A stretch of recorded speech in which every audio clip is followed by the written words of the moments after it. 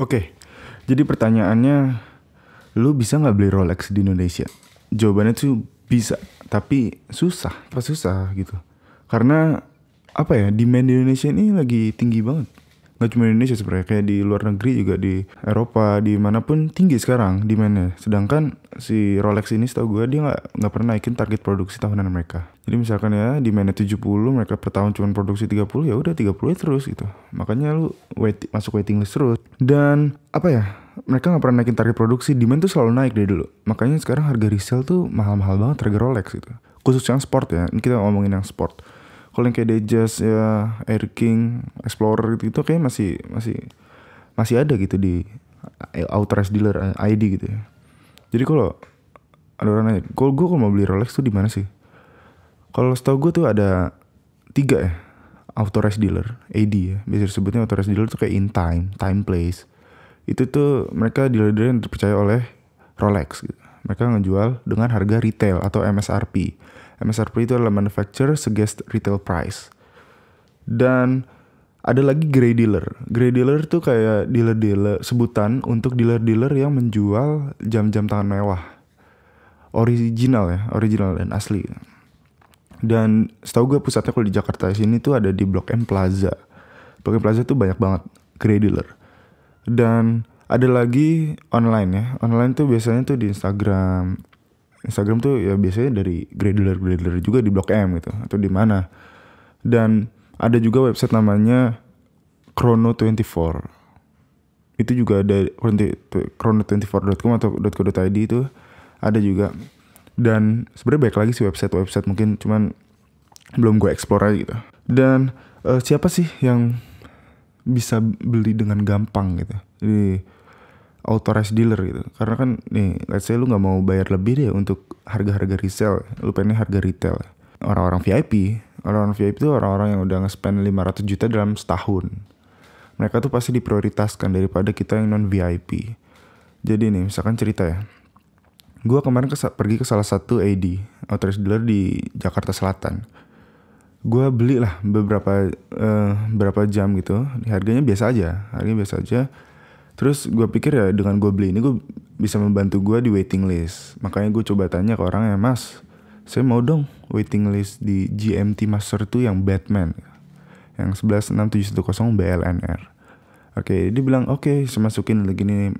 Dia kasih gue kertas sama pulpen, tulisin nama sama ini aja, nomor telepon gitu. Nah pada saat itu kebetulan gue pas lagi beli juga, jadi gue kayak gak usah nulis, gue karena ada di invoice juga. Akhirnya udah dia masukin dan gue tanya, saya urutan keberapa Mas? Dia bilang urutan ke 40. Gue penasaran, sebulan tuh berapa sih Mas masuk Rolex tipe ini ke store AD ini gitu. Dia bilang nggak tentu, kadang nggak dapet sama sekali, kadang 1, atau kalau lagi bagus ya dapetnya 2 gitu. Ya kalau misalkan kita nggak dapet misalkan yang masuk cuma 1 gitu, kita urutan ke 40, paling nggak kita 3 tahunan lah untuk ngedapetin urutan kita. Dan kalau misalkan 2 barang yang masuk dalam sebulan ya bagus, ya 1,5 tahun lah. Tapi itu pun kalau misalkan nggak ada member VIP yang loncatin kita. Jadi misalkan kita kita udah urutan ke 1 nih, urutan kedua deh, 1 lagi nunggu orang lagi, kok tiba-tiba ada VIP mau barang itu, ya udah dia ngeloncatin kita. Karena VIP prioritaskan gitu. Nah, gimana sih caranya gitu lah, biar kita bisa dapet ya. Ada sih yang bilang sebenarnya tuh member waiting list tuh nggak ada sebenarnya. Itu cuman taktik dari AD atau perusahaan Rolex sendiri gitu. Jadi mereka tuh manajer atau staffnya itu mereka melihat kita, kira-kira mana sih yang potensial buyer, atau mungkin buyer mereka tuh bukan orang yang tipe-tipe ngambil profit dari jam yang mereka dapat gitu. Jadi bukan mereka waiting list akhirnya mereka dapat terus mereka ambil profit, mereka jual nih, karena mereka tahu banyak orang yang males nunggu 1 tahun sampai 2 atau bahkan 3 tahun gitu. Nah itu mereka menghindari orang-orang yang seperti itu gitu. Makanya ya ini asumsi gue ini ada. Yang pertama, kalau lu mau dapetin jam itu harga retail MSRP, itu pertama ya udah money talk, always talks gitu. Ya lu spend banyak di AD itu, otomatis ya lu dilihat sama mereka. Wah ini aktif nih accountnya nih, mereka selalu sering beli di kita, dan ya mereka loyal gitu. Oh udah akhirnya mereka masukin kita ke top list mereka. Dan yang kedua ya lu harus punya relationship yang bagus sama mereka. Jadi yang ya lu ajak ngobrol lah, atau sekali-sekali WA nanya kayak gimana. Dan atau mungkin lu sering beli di AD itu, nggak harus yang mahal-mahal. Seenggaknya lu aktif, dilihat aktif, lu sering ada transaksi di AD tersebut. Dan yang ketiga itu trust is important. Itu yang tadi gue bilang, lu jangan sampai udah dapet terus lu ketahuan ambil profit dari jam itu, lu jual lagi. Jadi ya begitulah, kalau bisa jangan dijual. Ini kalau bisa ya. Dan kalaupun mau jual ya jangan ketahuan aja gitu. Dan yang yang keempat itu luck sih, faktor luck sih. Faktor luck tuh berpengaruh lah. Siapa tahu lu diinget sama mereka, dan karena lu sering ngobrol, sering WA, sering chat-chat gitu, sering datang iseng-iseng nanya udah datang belum BLNR-nya atau gimana, itu ya mungkin lu bisa diinget sama mereka dan mereka nggak lupa nama lu. Ya udah, semoga lu masuk ke top listnya mereka gitu, top listnya mereka. Dan ironisnya oh ya, yang tadi pertama gue bilang, jadi ketika lu udah masuk ke urutan lu beli gitu, lu udah dipanggil nih, ditelepon sama AD, mas nih udah barangnya udah ada, lu bisa datang ke AD untuk check out gitu ya, check out pembayaran. Pas lu datang, lu nggak bisa langsung bayar gitu aja men, lu harus ngebundling. Jadi ada sistem bundling.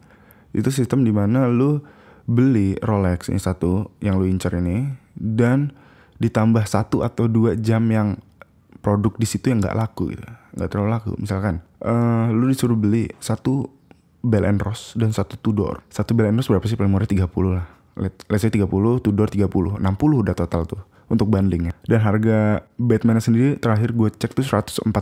Ya 150 tambah 60 berapa tuh? 210. Lu udah nge-spend 210 juta untuk dapetin ya Batman. Terus kenapa nggak lu beli di Grey Dealer aja? Kalau lu beli di Grey Dealer itu harganya terakhir gue lihat brand new inbox ya, tahun 2018 itu sekitar 190. Nah itu lu hemat waktu dan lu hemat banyak uang gitu.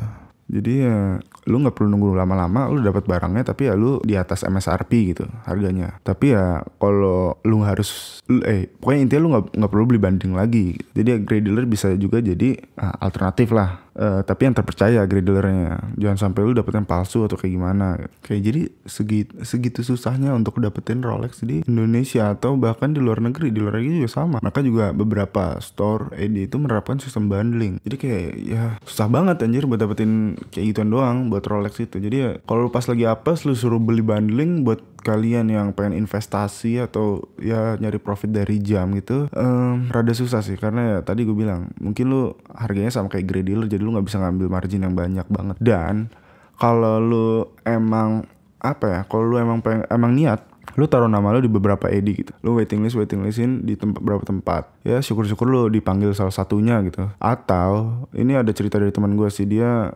keluar negeri cari-cari lah AD yang mungkin agak sepi kotanya, tapi ya susah juga sih sebenarnya. Dan mereka ini istilahnya menyogok manajernya gitu. Jadi manajernya ini minta 25 juta lah, lesnya 25 juta, tapi gue taruh nama lu di top list gue. Jadi ketika barang datang lu langsung gue telepon. Nah sampai segitunya loh, sampai lu harus nyogok 25 juta karena ya manajer ini tahu harga di luar sana tuh, harga resale tuh lebih tinggi banget. Dan kenapa sih harga ini si Batman dan Hulk ini sekarang melejit banget gitu lah. Dia melejit banget karena ada salah satu sumber tuh di Instagram namanya Rolex Passion Report. Beberapa kali dia kayak mempost lah suatu jam gitu, dia bilang ini discontinued. Padahal dari official Rolex pun belum nyebutin kalau jam ini discontinued. Tapi beberapa bulan atau beberapa minggu gitu, barang itu tipe itu beneran discontinued. Ya pokoknya berapa kali gitu, akhirnya orang-orang ini percaya sama dia nih, kalau dia sumber terpercaya. Dan berapa bulan yang lalu dia ngumumin kalau Batman ini 116.710 BLNR ini dia discontinued. Makanya harganya mulai naik tuh, udah mulai naik gila-gilaan sekarang kan, makanya banyak juga. Tapi sedangkan di websitenya Rolex sendiri tuh belum discontinued, masih ada gitu. Nah inilah yang sekarang lagi over demand banget nih Batman. Kalau yang Hulk gue kurang tahu deh, kalau nggak salah itu dari Baselworld atau acara jam gitu, dia ngumumin kalau Hulk bakal discontinued gitu. Makanya sekarang harganya lagi naik-naik banget, banyak orang nyari-nyari ya.